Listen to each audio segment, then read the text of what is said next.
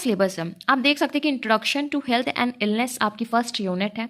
इसमें हम लोगों को ज़्यादा फोकस किस पे करना है, हेल्थ पे करना है, इलनेस पे करना है, फैक्टर्स पे करना है, उसके टाइप्स पे करना है और मेनली क्या इम्पैक्ट पड़ता है इलनेस का पेशेंट और फैमिली पे। So without wasting our time let us start. सबसे पहले आपको डेफिनेशन आनी चाहिए हेल्थ की। अगर मैं बात करूँ हेल्थ की डेफिनेशन WHO मतलब कि वर्ल्ड हेल्थ ऑर्गेनाइजेशन के अकॉर्डिंग आपको आनी चाहिए। और हेल्थ है, इलनेस, इन सब की डेफिनेशन अच्छे से लर्न करिए क्योंकि जब एग्जामिनर आता है तो बेसिक क्वेश्चन में सबसे पहले ये क्वेश्चन पूछ लेते हैं। अगर मैं बात करूँ health, health is a state of complete physical, mental and social wellbeing and not merely an absence of disease or infirmity and the ability to lead a socially and economically productive life। अगर मैं बात करूँ अभी आप sociology psychology का exam दियो तो आपको पता है कि डेफिनेशन एज इट इज लिखनी होती है। तो WHO की डेफिनेशन भी आपको एज इट इज लर्न करके लिखनी है। बट हेल्थ का मतलब क्या होता है? हिंदी मीनिंग तबीयत होती है। अगर आप पर्सन कैसे कह सकते हो कि वो हेल्दी है? जब वो फिजिकली फिट हो, मेंटली फिट हो और सोशली फिट हो और उसको कोई भी डिसीज ना हो, कोई इलनेस ना हो, वो प्रोडक्टिवली वर्क कर पा रहा है सोसाइटी में इकोनॉमिकली, उस पर्सन को हम कहेंगे कि वो हेल्दी पर्सन है। मेरे अकॉर्डिंग अब आपको समझ में आ गया होगा। नेक्स्ट आपका क्या है? Concept of health. जब एग्जाम में आपका आएगा तो सबसे पहले आप हेल्थ के डेफिनेशन लिखेंगे, नेक्स्ट आप लिखेंगे कॉन्सेप्ट ऑफ हेल्थ। बेसिकली आपके 4 कॉन्सेप्ट्स होते हैं हेल्थ के। सबसे पहले biomedical, ecological, psychosocial and holistic. हम डिस्कस करते हैं वन बाई वन। बायोमेडिकल का मेन वर्क क्या होता है कि एब्सेंस ऑफ डिसीज। अगर आप जानते हो कि मेडिकल मतलब कि मेडिसिन से रिलेटेड, मेडिसिन आप क्यों लेते हो कि जिससे भी आपकी कोई भी डिजीज या इन्फर्मिटी है वो आपके दूर हो जाए, राइट। इकोलॉजिकल कॉन्सेप्ट क्या होता है? ये कहीं ना कहीं रिलेटिव होता है एब्सेंस ऑफ पेन, मतलब कि जो भी डिस्कम्फर्ट एडेप्शन होता है वो इन्वायरमेंट को ऑप्टिमल फंक्शंस पे रखता है। साइको सोशल, हेल्थ दोनों पे वर्क करते हैं, चाहे वो आपका बायोलॉजिकल हो चाहे वो आपका सोशल फिनोमेना हो।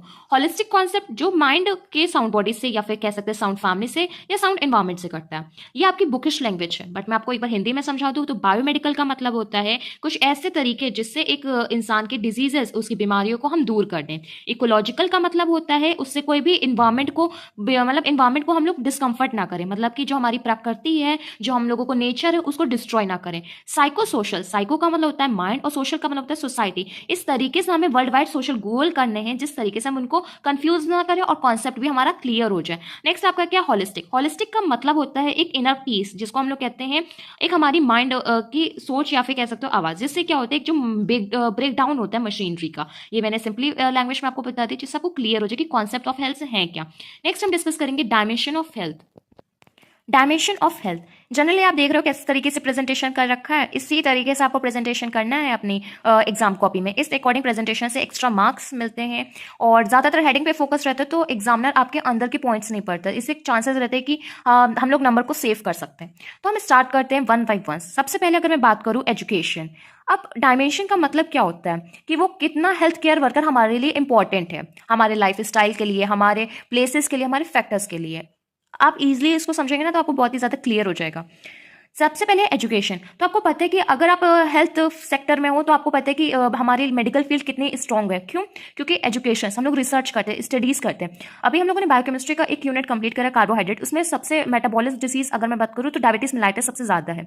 तो अगर हम लोग रिसर्च कर पा रहे हैं तभी हमें क्लियर है कि किस तरीके से हमारे लिए वो इंपॉर्टेंट है। नेक्स्ट आपका पॉइंट है फिजिकल इन्वायरमेंट। अब फिजिकल इन्वायरमेंट हेल्थ से कैसे होता है? अभी हम लोगों ने कॉन्सेप्ट पढ़ा था जिसमें हम लोग इन्वायरमेंट के कह रहे थे। इन्वायरमेंट की बात इसलिए कर रहे थे क्योंकि कहीं ना कहीं डायरेक्ट इम्पैक्ट पड़ता है। अगर आप हेल्दी इन्वायरमेंट पे हो तो आप फिट रहोगे मेंटली। नेक्स्ट आपका क्या? Employment and working conditions. अब जैसे कि अगर मैं बात करूँ, अगर कोई फैक्ट्री में वर्क कर रहा है, बेंगल फैक्ट्री या फिर लीड फैक्ट्री, तो उसको पल्मोनरी डिसीजेज ज़्यादा होंगी। क्यों? क्योंकि वहाँ का इन्वायरमेंट ऐसा है। तो आप जहाँ काम कर रहे हो वो एरिया कहीं ना कहीं अफेक्ट बहुत करता है। अगर मैं सच बताऊं तो हॉस्पिटल में इन फ्यूचर आप सब नहीं, मतलब ऑलमोस्ट लोग आप लोग में से ही काम करोगे, राइट। तो आपको पता है कि हॉस्पिटल में कितना हमारी लाइफ थ्रेटनिंग होती है। अगर हम लोगों को थोड़ा सा भी प्रिक हो गया तो हम लोगों को HIV जैसी वायरसेस से इम्पैक्ट होगा, एड्स हो सकता है हम लोगों को, हेपेटाइटिस हो सकता है, ट्यूबरक्लोसिस हो सकता है, ना जाने कौन से बीमारियां हो सकती हैं। जितने भी हॉस्पिटल एक्वायर्ड इन्फेक्शन है वो सब हमको हो सकते हैं। कहाँ से? हॉस्पिटल से। तो वो कहीं ना कहीं हमारी वर्किंग कंडीशंस होती हैं। लेकिन ऐसा नहीं है कि हम लोग काम करना छोड़ देते हैं। उसके लिए हम लोग क्या करते हैं? इक्विपमेंट्स का यूज करते हैं। जब आप आगे पढ़ेंगे तो PPE आता है, पर्सनल प्रोटेक्टिव इक्विपमेंट। आप उतने अपने आप को हाइजीन मेंटेन करोगे, उतने आप क्या करोगे? अपने हेल्थ पे अवेयर रहोगे। नेक्स्ट आपका पॉइंट है सोशल सपोर्ट नेटवर्क। सो सोशल सपोर्ट नेटवर्क आपको पता है क्योंकि वो इंगेज रखता है, प्रमोट करता है बिहेवियर को।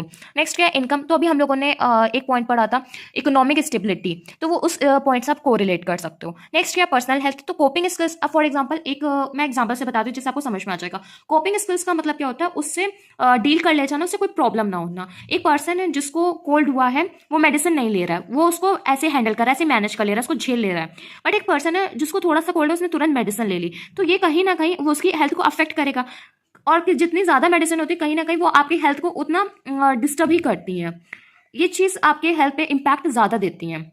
नेक्स्ट आपका क्या, हेल्थ सर्विसेज। हेल्थ सर्विसेज का मतलब मेरा कहने का है जैसे कि एमआई मतलब कि मायोकार्डियल इन्फ्रैक्शन, चेस्ट पेन। तो अगर चेस्ट पेन होता है, जिन जिन पेशेंट्स को चेस्ट पेन सीवियर्स होते हैं, तो उनको पता है कि एक मेडिसिन आती है, उसको सब लिंगुअली लेना होता है, उससे 10 से 15 सेकंड बाद उनका दर्द सही हो जाता है। अगर मान लीजिए वो मेडिसिन उनके पास नहीं है तो क्या होगा, उनकी डेथ हो सकती है। सीजर्स या आप कह सकते हो शॉक की कंडीशन, अगर आप 10 से 15 मिनट में डॉक्टर या फिर आपको ट्रीटमेंट मिल जाता है तो आप सेफ हो जाओगे। तो हेल्थ सर्विसेज हमेशा अच्छी होनी चाहिए। हमारे लिए मेन क्या होता है, एक पर्सन की जिंदगी, क्योंकि वो जिंदगी हमें बहुत ही कीमती होती है, उसको बहुत ही अच्छे से हम लोगों को मैनेज करनी होती है। उसके लिए हम लोग बिल्कुल जितने भी ट्रीटमेंट्स होते हैं वो सब एक टाइम पे ला देते हैं, क्योंकि हेल्थ केयर वर्कर्स अपनी लाइफ को बाद में रखते हैं, पर्सन की लाइफ को हमेशा पहले रखते हैं, क्योंकि हम लोग स्ट्रांग हैं।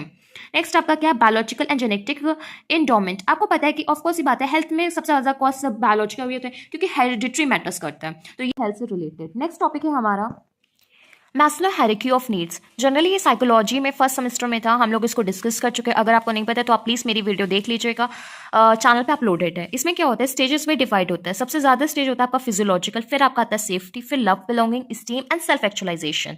ये मैस्लो हायरार्की ऑफ नीड्स आपको अब्राहम मैस्लो साइकोलॉजिस्ट ने दी थी। बहुत ही सिंपल है, वीडियो अपलोडेड, आप उसको देख लीजिए, फुल वीडियो अपलोडेड है, उससे आपके सारे डाउट्स क्लियर हो जाएंगे। आज की वीडियो में हम लोगों ने जितने भी टॉपिक डिस्कस करे वो फाउंडेशन यूनिट 1 के हैं।